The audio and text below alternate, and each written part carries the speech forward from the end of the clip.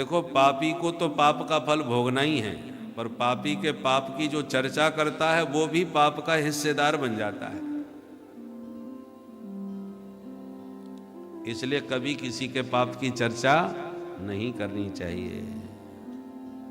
जब आप किसी के पाप की चर्चा करते हैं तो पाप में आपका हिस्सेदारी हो जाती है, और किसी के पुण्य की चर्चा करते हो तो पुण्य के हिस्सेदार बन जाते हो।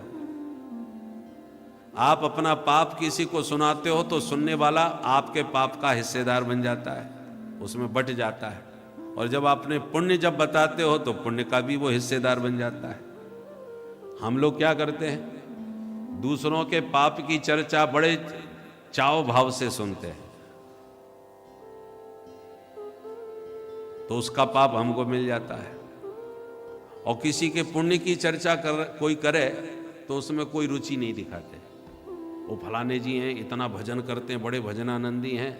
या तो कोई कहे तो अरे भैया, दुनिया में एक से एक भजनानंदी देखे, तुमने अभी देखा ही क्या है? वो 2 घंटे करते हैं, अरे 8-8 घंटे भजन करने वाले हमने सुने हैं।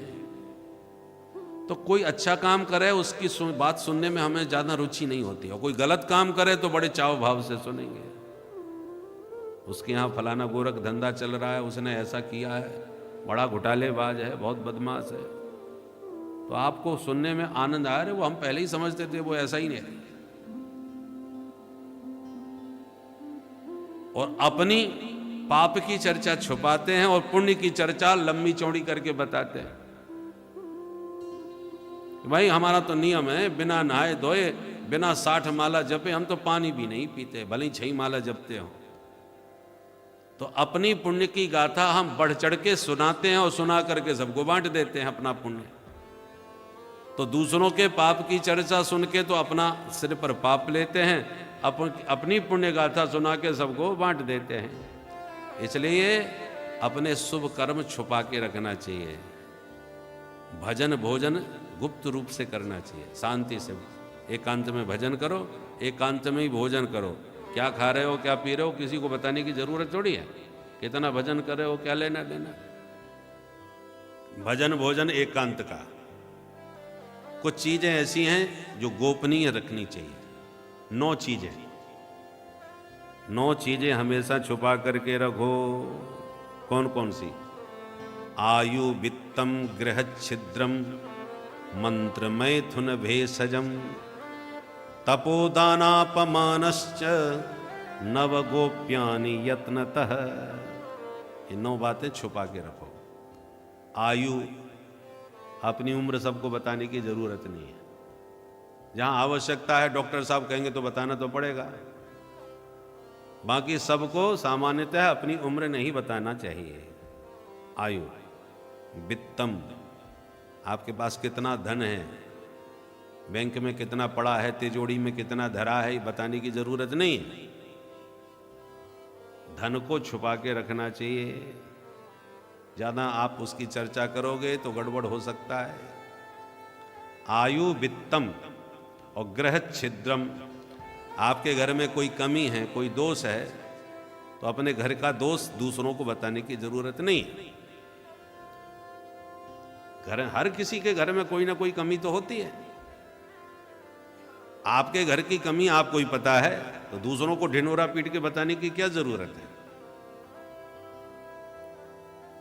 इसलिए गृह छिद्रम, घर में कोई कमी है तो सबको बताने की आवश्यकता नहीं है। मंत्र, गुरु जी ने कौन सा मंत्र दिया है ये बताने की आवश्यकता नहीं है। मंत्र हमेशा गोपनीय होता है, बताया नहीं जाता।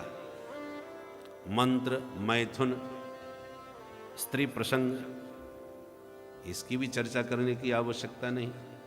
भेषजम, भेषज माने दवा।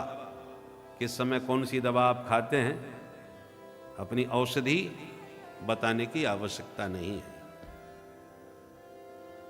और तपोदानापमानश्च, आपने कितना तप किया, कितना भजन किया, ये बताने की आवश्यकता नहीं है। अपना तप, अपना शुभ कर्म छुपा के रखना चाहिए। बहुत से लोग गोपनीय दान करते हैं, किसी को पता न चले। गुप्त दान कहा जाता है ना, गुप्त दान महाकल्याण। तप और दान, ये सब छुपा करके रखो। अपमानश्च, कहीं तुम्हारी बेइज्जती हो गई, अपमान हो गया, तो जगह जगह पर उसको गाने की जरूरत नहीं है, हो गया तो हो गया।